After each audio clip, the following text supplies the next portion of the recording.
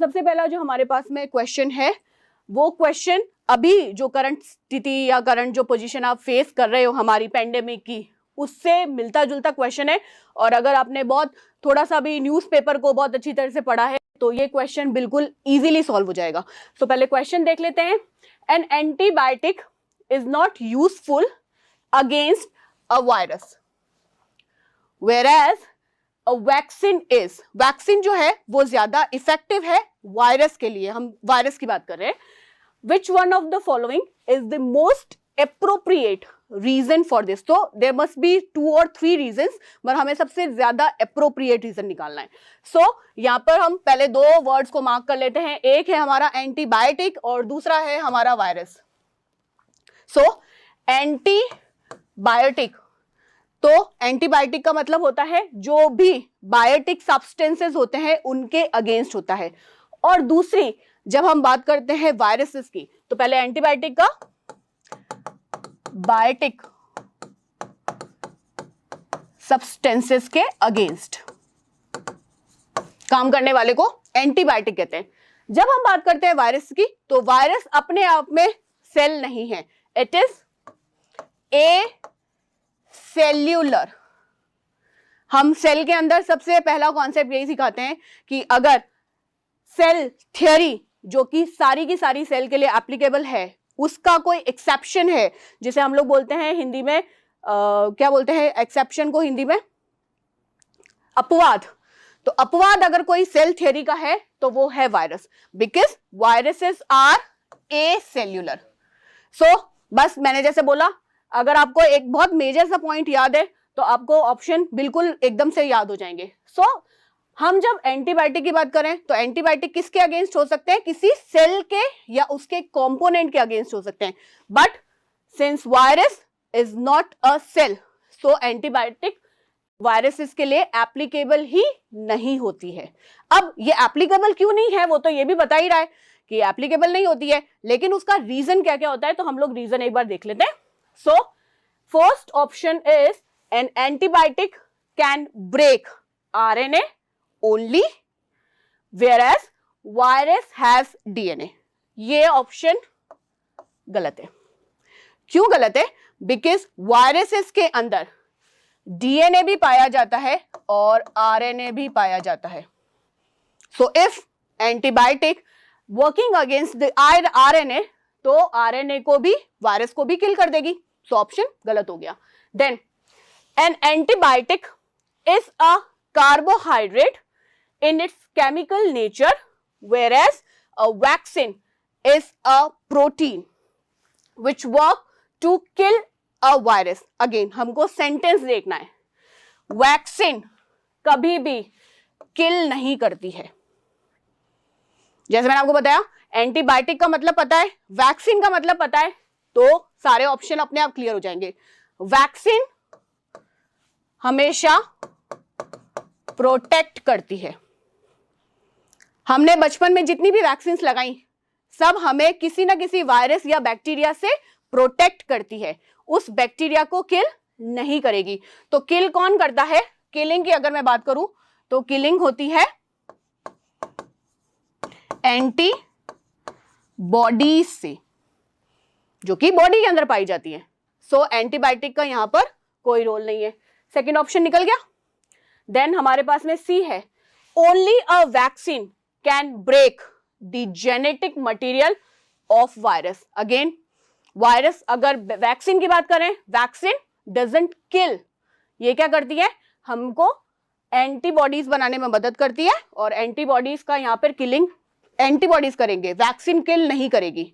Fourth option, a virus does not use biochemical pathway which can be blocked by a antibiotic, but a vaccine boosts an immune system to fight the virus. तो हमारे लिए सबसे appropriate जो option है वो fourth है। क्यों? क्योंकि ये हमारी दोनों बातों को साथ साथ हमारे उसको कर रहा है कि वायरसेस जो हैं, पहला क्योंकि वो ए सेल्यूलर है, उनका मैकेनिज्म बिल्कुल अलग होता है, उसे एंटीबायोटिक जो है वो ब्लॉक नहीं कर सकती। और दूसरी चीज जो हम वैक्सीन के लिए बोल रहे हैं कि वैक्सीन जो है वो इम्यूनिटी को क्या करती है, बूस्ट करती है। सो आंसर हो गया हमारा डी। नेक्स्ट क्वेश्चन देख लेते हैं। Sleeping sickness is caused by, ये वाला जो क्वेश्चन है ये हर दूसरे साल में रिपीट होता है, यानी कि ये बहुत ज्यादा इंपॉर्टेंट क्वेश्चन है। सो स्लीपिंग सिकनेस या अफ्रीकन स्लीपिंग सिकनेस आप जिसे कहते हो, हिंदी में हम इसे बोलते हैं निद्रा रोग। तो निद्रा रोग जो है वो होता है, पहले हम ऑप्शन देख लेते हैं। पहले है हमारे पास में ट्रिप्नोसोमास या ट्रिप्नोसोम्स, एक पैरासाइट है। देन उसके बाद में है लेशमैनिया, देन प्लाज्मोडियम, और चौथा है हमारे पास में पैरामीशियम। अब पैरामीशियम, जब भी हम प्रोटोजोआ पढ़ते हैं, पैरामीशियम पैरासिटिक एनिमल नहीं है, किसी भी तरह की कोई भी डिजीज कॉज नहीं करता। तो हमारे पास में बचे कितने ऑप्शन, ट्रिप्नोसोमा, लेशमैनिया, प्लाज्मोडियम। अब किसी भी तरह की डिजीज को सॉल्व करने के लिए जब इस तरह के ऑप्शन आते हैं तो आपको बाकी के 3 ऑप्शन भी पता होने चाहिए कि उनसे कौन कौन सी डिजीजेस होती हैं या कौन कौन सी बीमारियां होती हैं। सो प्लाज्मोडियम पता है किसी को क्या कॉज करता है? प्लाज्मोडियम आपका मलेरिया। अभी तक हमें ऐसा लगता था मलेरिया जो है एनोफिलीज से होता है, ऐसे ही लगता था। मलेरिया हमेशा और हमेशा प्लाज्मोडियम से होता है, और ये प्लाज्मोडियम जो है वो मॉस्क्विटो एज अ वेक्टर काम करते हैं। तो मच्छर से मलेरिया नहीं होता, मच्छर से डेंगू भी नहीं होता, डेंगू वायरस से होता है, और मलेरिया होता है हमारा प्लाज्मोडियम से। अगेन बहुत अच्छा क्वेश्चन है। देन हमारे पास में है लेशमैनिया।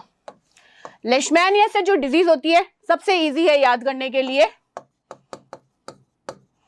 लेशमैनियासिस, इसी के नाम पर इसकी डिजीज है। तो लेशमैनियासिस, तो हमारे पास में ऑप्शन क्या आ गया, ट्रिप्नोसोम। अब ट्रिप्नोसोम कॉजेटिव एजेंट है जैसे कि प्लाज्मोडियम, इसका भी एक वेक्टर है जिसे हम लोग बोलते हैं सीसी फ्लाई। अब ये इसको टीसी फ्लाई नहीं बोलना है, दिस इज सीसी फ्लाई। तो एक मक्खी है, जैसे यहां पर एक मच्छर है, ये मक्खी इस कॉजेटिव एजेंट को क्या करती है, स्प्रेड करती है, बिल्कुल वैसे जैसे ये एनोफिलीज किसको स्प्रेड कर रहा है, मलेरिया को। सो अब से हमारा कॉन्सेप्ट क्लियर है, मलेरिया मच्छरों के द्वारा फैलता है, होता नहीं है। ठीक है, तो इजी। नेक्स्ट क्वेश्चन देख लेते हैं हम लोग। Which one among the following is a free living animal? So what does we mean by a free living animal? So free living animal, they do not cause any disease. ऐसे animal जो कि किसी भी तरह की कोई भी बीमारी नहीं फैलाते, किसी भी तरह की कोई भी डिजीज को नहीं फैलाते, are called as free living. ठीक, अब वापस जब बीमारियां आती हैं तो अगर एक ऑप्शन को बाहर निकालना है तो हमें क्या पता होना चाहिए, दूसरे ऑप्शन ये क्या करते हैं। तो एक एक करके देख लेते हैं। लिवर फ्लूक जो है इसे हम लोग बोलते हैं फैसिओला, और फैसिओला से जो डिजीज होती है उसे हम लोग बोलते हैं liver rot. Causative agent, free living नहीं हो सकता, कॉजेटिव एजेंट हो गया। कौन सी डिजीज होती है, लिवर फ्लूक है, लिवर रॉट होती है, खत्म। और ये लिवर रॉट होती है शीप के अंदर, भेड़ों के अंदर। नेक्स्ट वुकेरिया। वुकेरिया से जो डिजीज होती है उसे हम लोग बोलते हैं फाइलेरियासिस। इसे आम भाषा में हम एलिफेंटाइसिस भी कहते हैं, और हिंदी में हम इसे कहते हैं हाथी पांव। इस डिजीज के अंदर जिसको भी ये डिजीज होती है या जो पेशेंट होता है, इंडिविजुअल होता है, उसका जो पैर होता है वो बिल्कुल हाथी के पैर की तरह बड़ा बड़ा हो जाता है। So Wuchereria is the causative agent of filariasis. Next हमारे पास में प्लाज्मोडियम, अभी पढ़ा, मलेरिया, तो बचा क्या,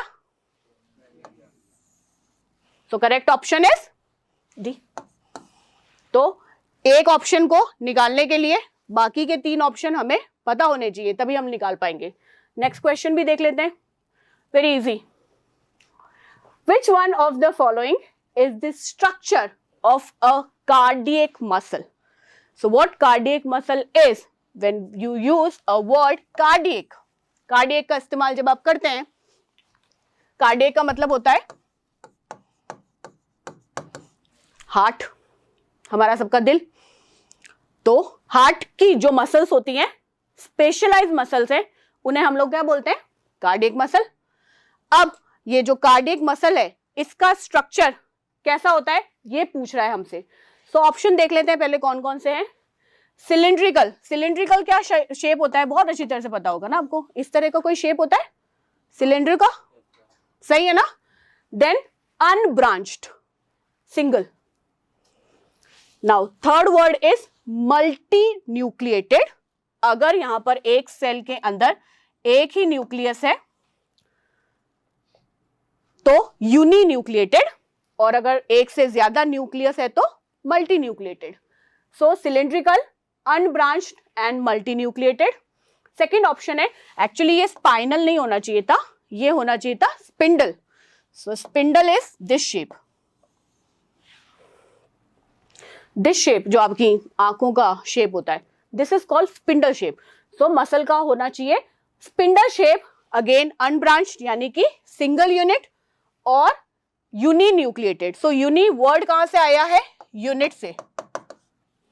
हिंदी में हम उसे बोलते हैं इकाई, सिंगल। तो यूनी, यूनिट कहां से आया है? यूनिट से। मल्टी कहां से आया है? मल्टीपल, बहुत ज्यादा आने वाले जो होते हैं। सो स्पिंडल शेप होना चाहिए, अनब्रांच्ड होना चाहिए, और यूनी न्यूक्लिएटेड, दैट मीन्स इस तरह का कुछ। Third is again spindle shape but branched, this shape, and uninucleated. And fourth one is again cylindrical but branched, तो इस तरह का शेप, ऐसे। सो ये हमारे पास में मसल के जो ये बता रहे हैं उसके हिसाब से शेप है। अब एक एक करके हम इसके आगे मसल को लिखते हैं सबसे पहले। सो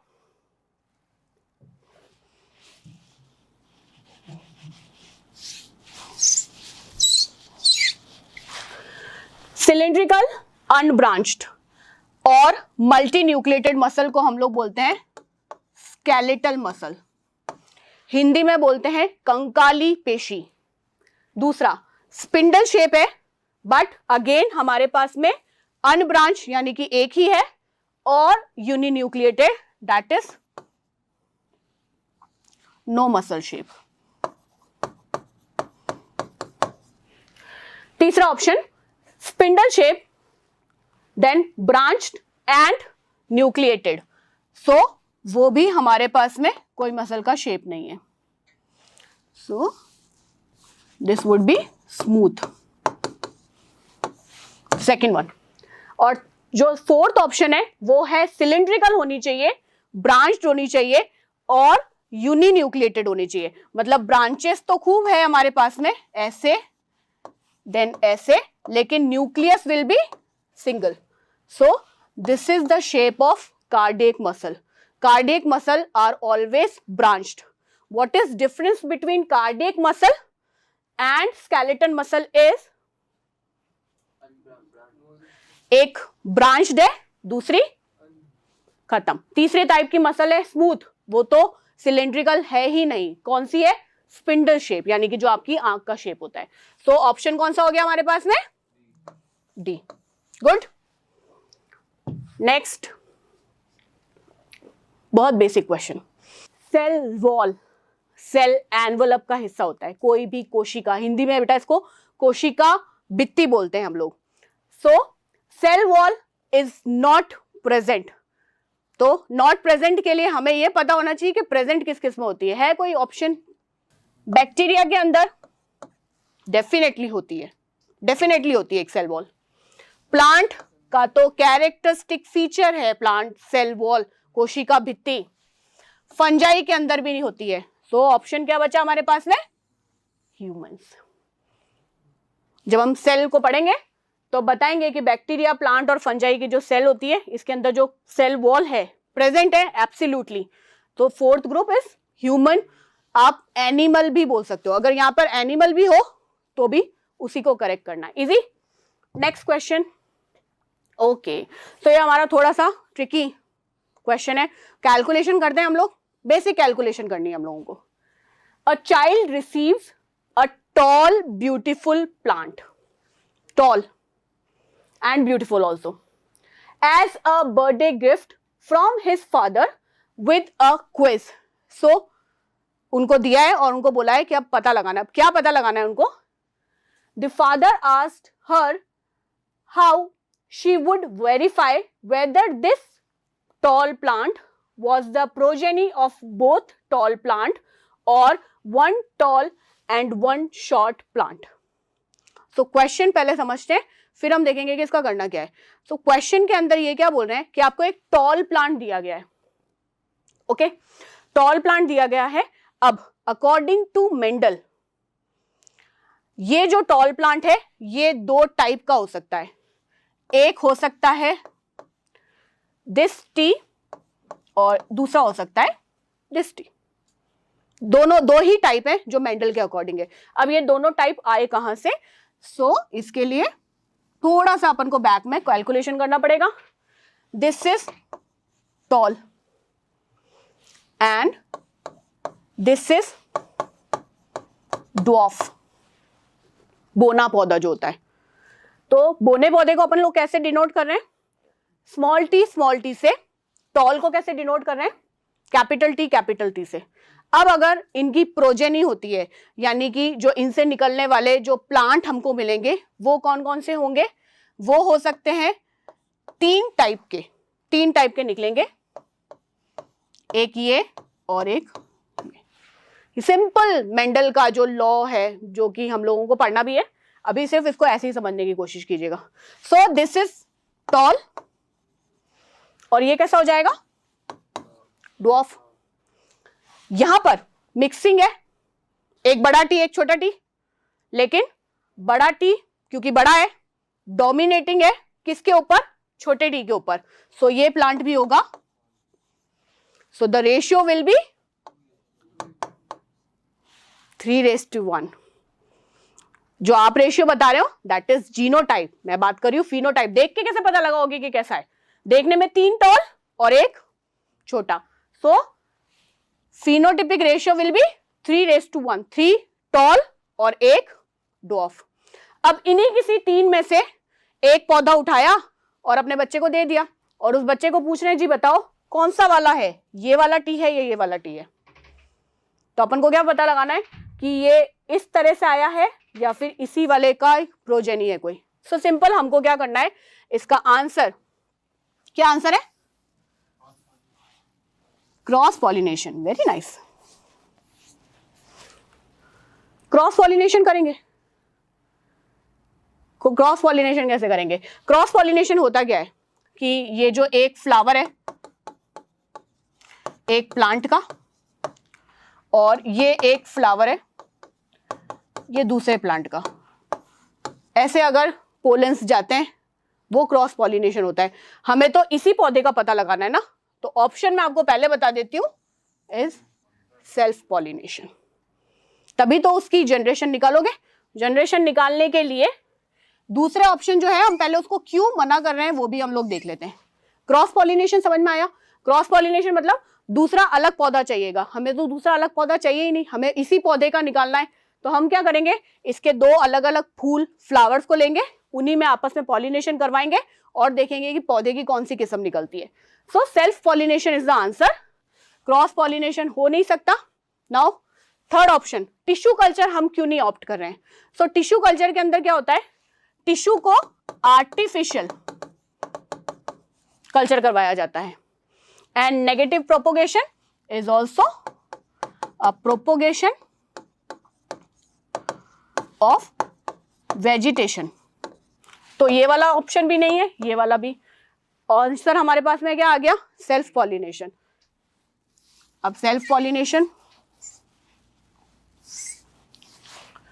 में हमारे पास में एक चीज है, या तो ये ऐसे हो सकती है टॉल, देन टी ड्वार्फ, और कौन सा बच गया हमारे पास में, ये यहां चला गया, इसको अगर इससे करें तो रेशियो क्या आ गया, मेंडल का रेशियो आ गया।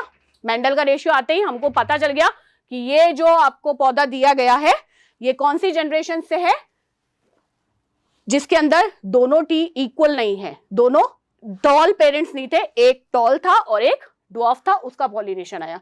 So answer will be self pollination. यही एक क्वेश्चन है जो मुझे लगा कि थोड़ा सा कैलकुलेशन करके थोड़ा सा दिमाग लगाने वाला है। बस 2 क्वेश्चन और रह गए। अब एक क्वेश्चन प्लांट से एक और है हमारे पास में।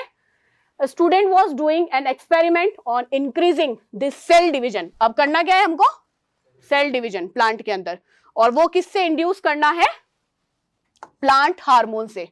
तो एक एक करके प्लांट हार्मोन देख लेते हैं। अबास्किस एसिड क्या करता है,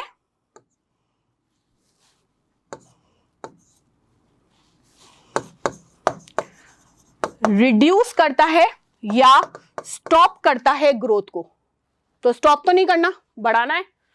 जिब्रेलिन क्या करता है, स्टेम की ग्रोथ को, या जो आप तना बोलते हो, स्टेम को ग्रोथ के लिए लेके जाता है। ऑक्सिन भी स्टेम ग्रोथ में आता है। लेकिन एक हमारे पास में हार्मोन ऐसा है जो प्लांट की ओवरऑल ग्रोथ को बढ़ाता है through cell division. So answer क्या हो गया, सी, साइटोकाइनिन।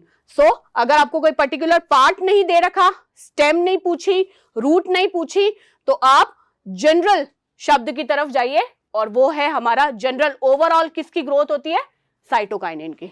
नेक्स्ट ले लेते हैं। Which cell organelles have their own DNA and ribosome. So DNA and ribosome belongs to nucleus only, and after that किस में आता है, माइटोकॉन्ड्रिया एंड प्लास्टिड में। सो हमारा ऑप्शन हो जाएगा माइटोकॉन्ड्रिया एंड प्लास्टिड। नेक्स्ट देख लेते हैं। एक प्रोसेस है हमारे पास में जिसे हम लोग बोलते हैं ऑस्मोसिस, और ऑस्मोसिस हमेशा एक ही चीज से जुड़ा है, सेमी परमिएबल। सो ऑप्शन में हमको सिर्फ सेमी परमिएबल ढूंढना है, परमिएबल जहां भी है उसे सीधा सीधा क्रॉस कर देंगे। सेल वॉल सेमी परमिएबल नहीं होती, देन हमारे पास में फुल्ली परमिएबल नहीं होगा, then fully permeable again cross, तो ऑप्शन इज डी। एक लास्ट क्वेश्चन जो कि आपका फिजिक्स और बायोलॉजी दोनों का मिला जुला क्वेश्चन है। एक वर्ड का मतलब आपको पता होना चाहिए, फिजन, फिजिक्स में पढ़ा है, फिजन का मतलब होता है ब्रेकिंग, बड़े से छोटा होना, यानी डिवीजन। मतलब फिजिक्स और बायोलॉजी में सेम है, डिवीजन। ऑप्शन देख लेते हैं क्या कह रहा है, it is related with the creation of new individual by mean of cell division is there, तो ऑप्शन हो गया अपने पास में एक। Next, it is related with the transformation of heavier nuclei into smaller, again division is there, second हो गया। Then it is related with the creation of heavier nuclei by mean of combining, so that is fusion. So ये नहीं होगा, and हमारे पास में 3 ही option है, तो 3 में हमारा ऑप्शन क्या आ जाएगा, 1 and 2, और इसी के साथ में जो बायोलॉजी के क्वेश्चन है वो पूरे हो गए।